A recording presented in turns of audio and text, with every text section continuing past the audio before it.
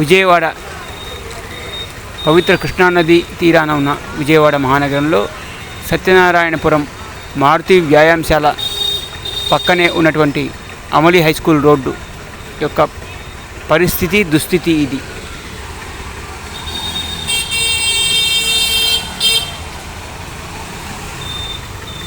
ఒక చిన్న చినుకు వర్షం పడితే ఒక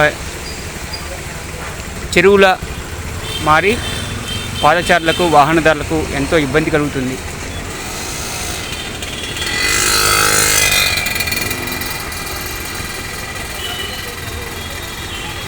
సాంకేతిక విభాగంలో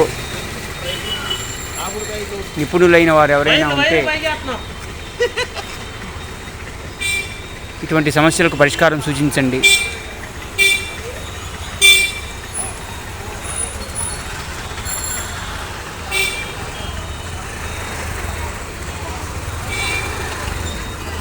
ఇలాంటి మినీ చెరువులు మీ ఊళ్ళో కూడా ఉంటే ఎక్కడన్నా ఇలాగే ప్రచురించండి.